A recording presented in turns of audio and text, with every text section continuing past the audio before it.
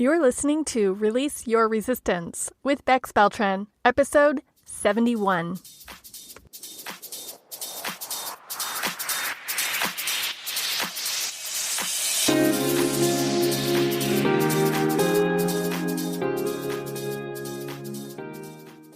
Welcome to Release Your Resistance. This is Bex. The only reason why any of us don't have what we want in life is because of our own resistance.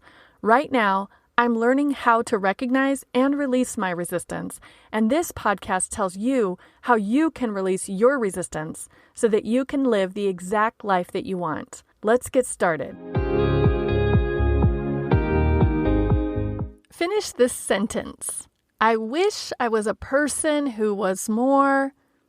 Did you mention a specific quality when you finished that sentence? Did you say something like loving or patient or creative or accepting? A few weeks ago, I shared my favorite qualities with you, the qualities I like in myself and other people, and I promised a part 2 to tell you how you can develop qualities that you want but don't yet have. So let's talk about that now. Have you identified qualities that you want but don't yet have? How do you know that you don't already have those qualities? Maybe you do, at least a little.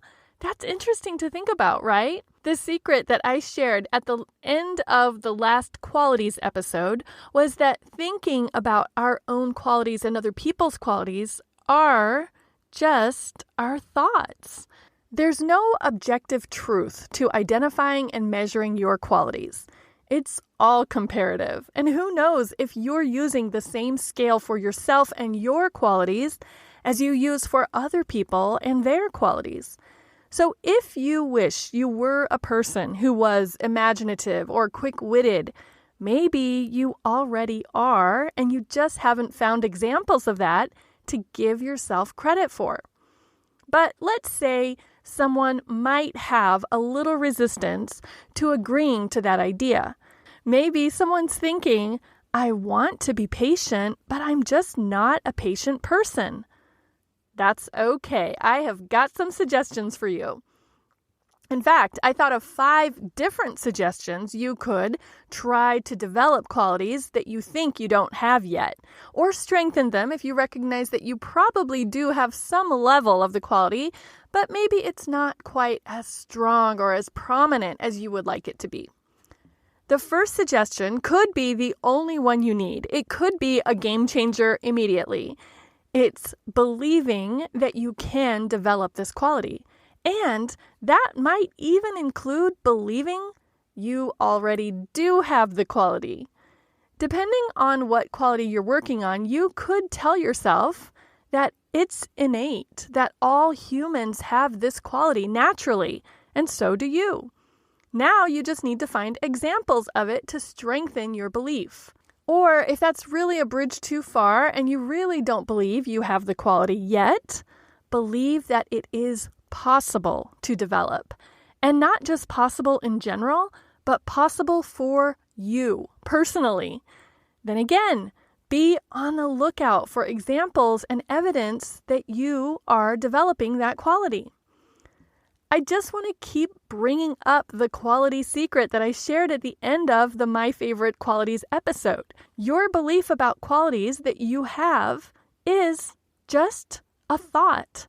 That's why this suggestion to believe is the first one and the most important one. I am suggesting that you change your thought about yourself and this quality that you have in mind.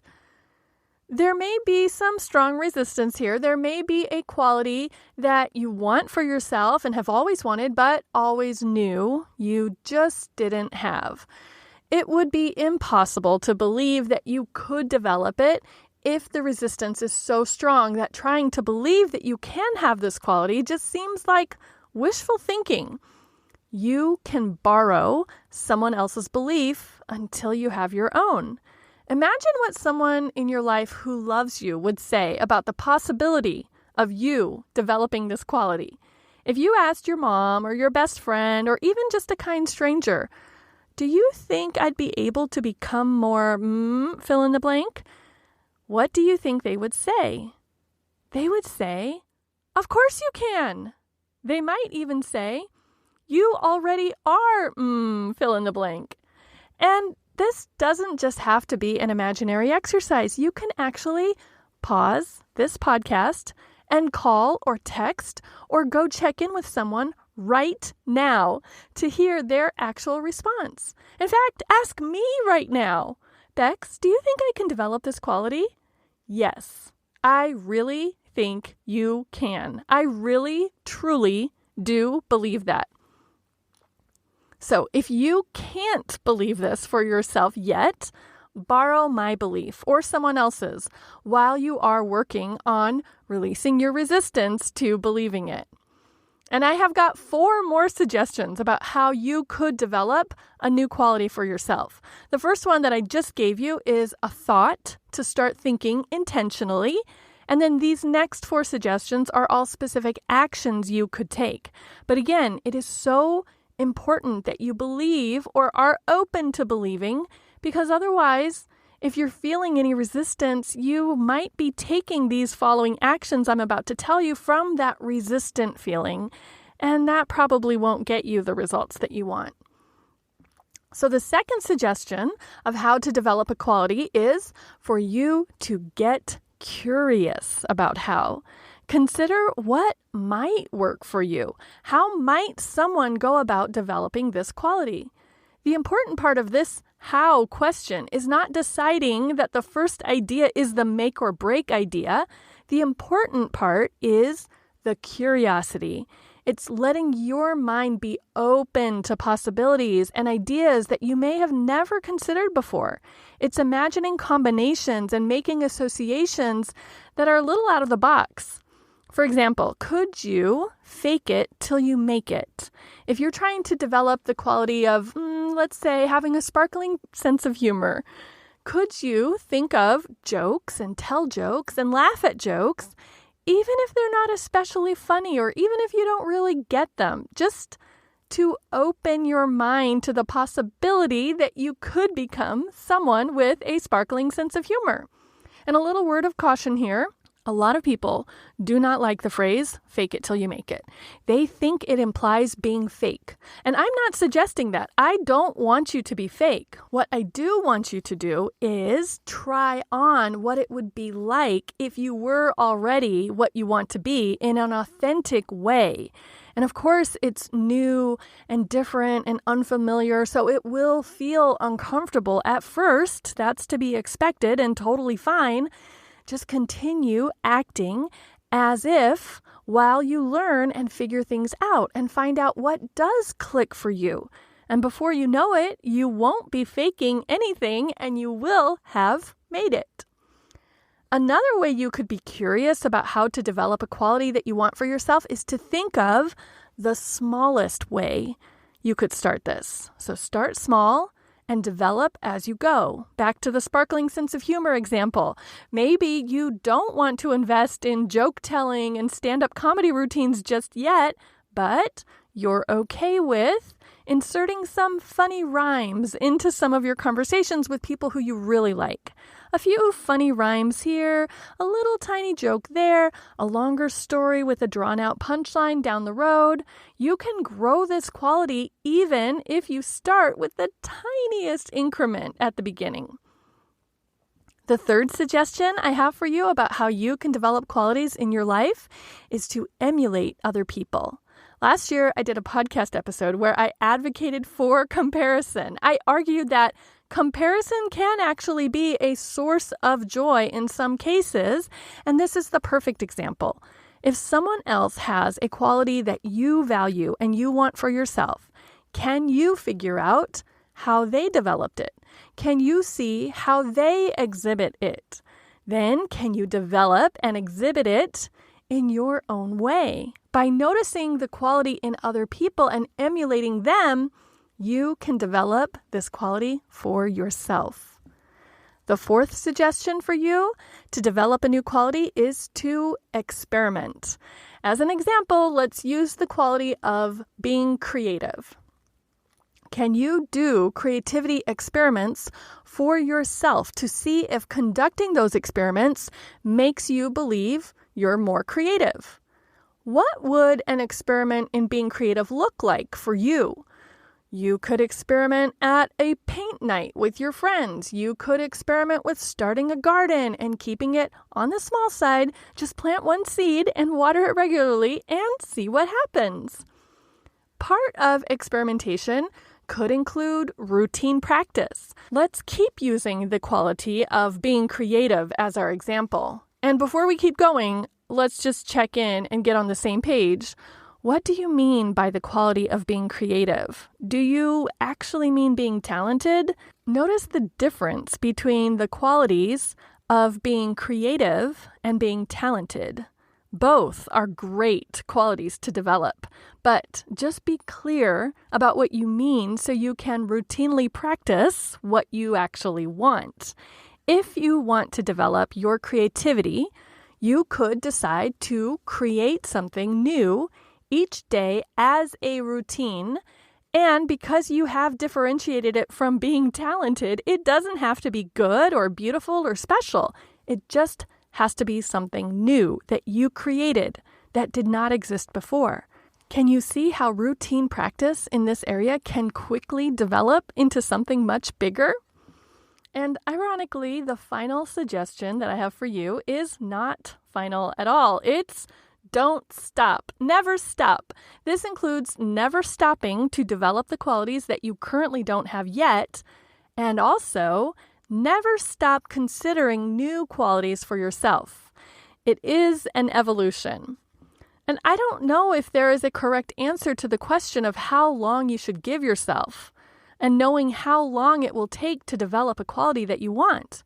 But what I do know is that if you think you should have developed it by now, or if you think you should be better at it than you currently are, that's not helpful and will actually probably hurt rather than help the development of that quality. For example, if you have decided that you want to be more accepting and less judgmental of other people, and you think it should take about 3 months to develop that quality, if at the 3-month mark you still notice that you're judging other people and you blame and shame yourself for not being more accepting by now, that's not great. Who knew how long it would take? And how are you measuring success? Instead, you could say, well, that's a surprise. I thought it would take me about 3 months, and here I am, 3 months in, and I have barely developed this quality at all. Maybe this is going to take a little longer than I initially thought.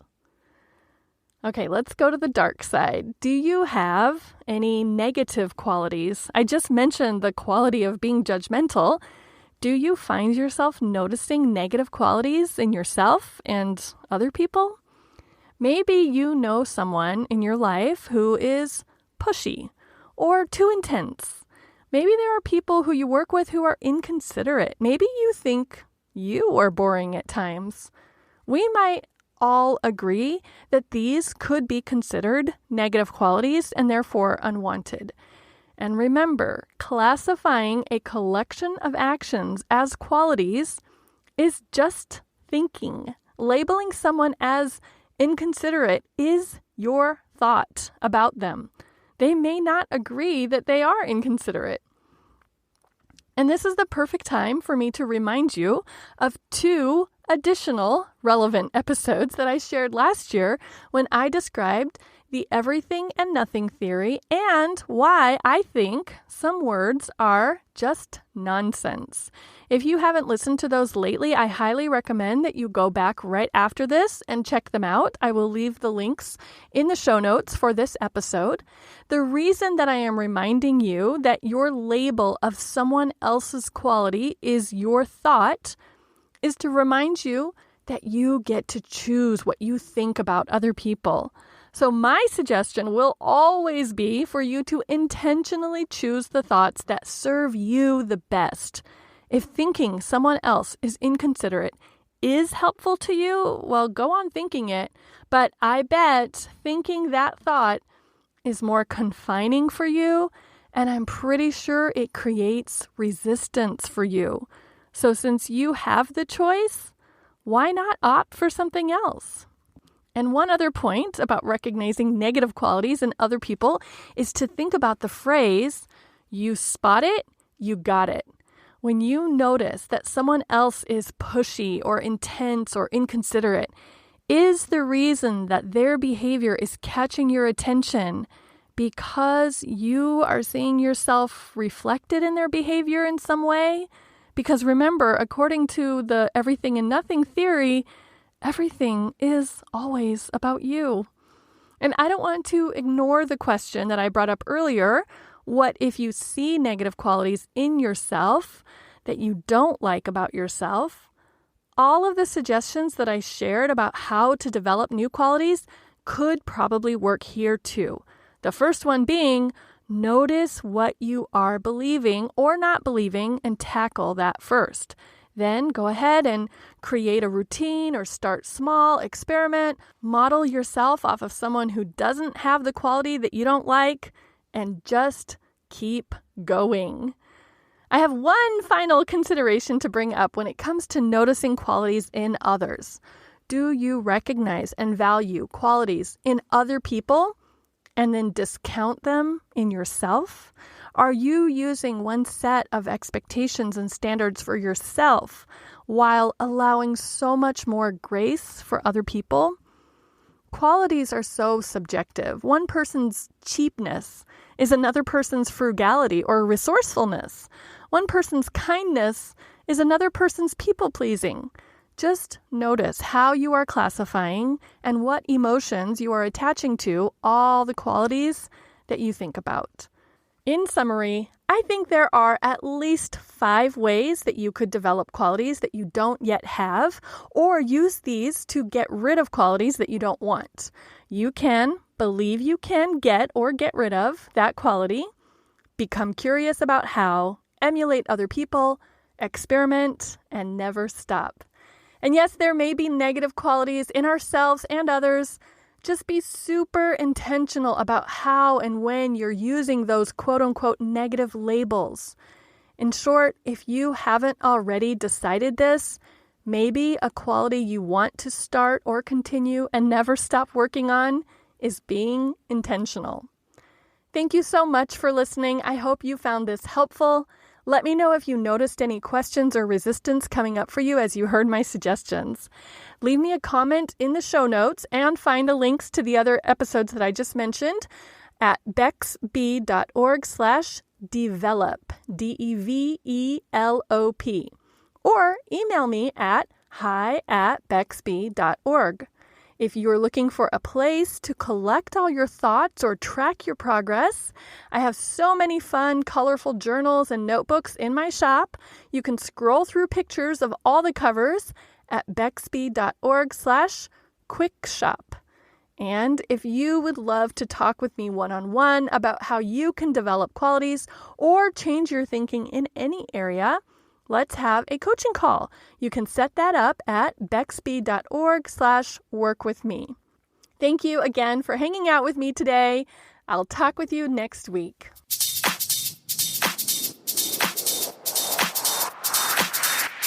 This has been Release Your Resistance. Thank you for listening. If you like this podcast, make sure you're subscribed and leave a review on Apple Podcasts. Also, think about someone who you know who would love this episode and share it with them. There should be a share button on your app if you're listening to this on your phone. If you'd like to continue this conversation one-on-one or in real time, come visit me on my site at bexb.org to see how we can work together.